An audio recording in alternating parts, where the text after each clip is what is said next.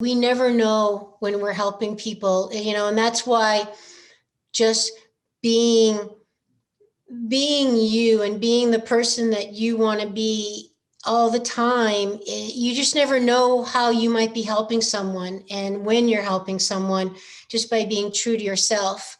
And I know too that that's happened to me so many times that, and I'm sure even with your show, like, you don't know who you're helping and when you're helping, and you're probably helping when you don't think you are. And that's what it's all about, right? It's just a ripple effect. And not looking for it, just knowing that the intention is of service, and Yes. and not letting the ego jump in for validation, I guess. Yes. And that's something I had to learn too the hard way, is, just wanting that like approval and that validation. Like, am I doing it right? Am I doing it? Did you like it? Did you like it? Did it help you?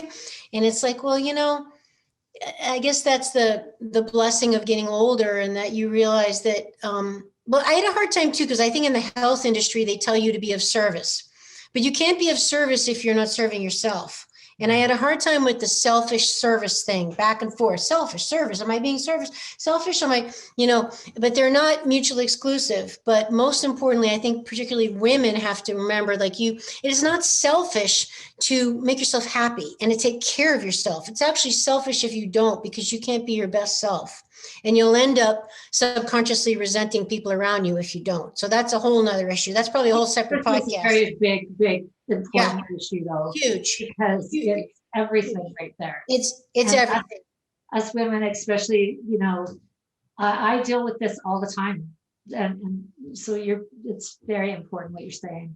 Yeah, we probably should schedule a show just for you and I to go back and forth about that, because totally. We have about 20 of our girlfriends on it, because it's the struggle, I think, and I don't want to sound sexist, but I think women struggle a little bit more than men with that, because, we're raised to be nurturers and to sacrifice ourselves, take care of everybody else, right? And I mean, I like to call myself a reformed people pleaser.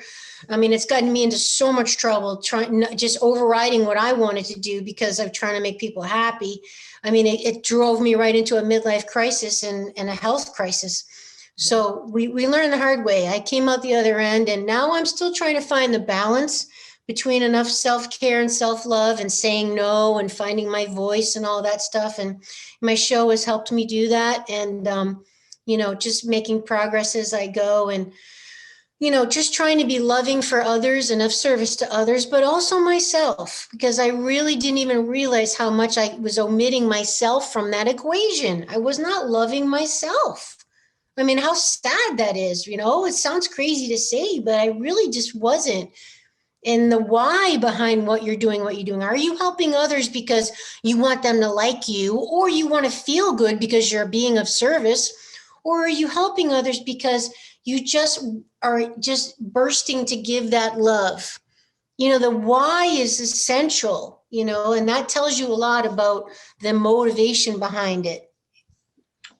I've just been learning a lot about that. That is the biggest question to ask, like on a daily basis, right? Like, why? Why am I doing what I'm doing? Because that's your motivation too, right? And that helps all those people who can't say no, right? The ones that feel bad when they say no to people. It's like, well, then if you say yes, think about why am I saying yes? Or do you really want to do it? Or are you saying yes because you don't want to upset this person by saying no, right?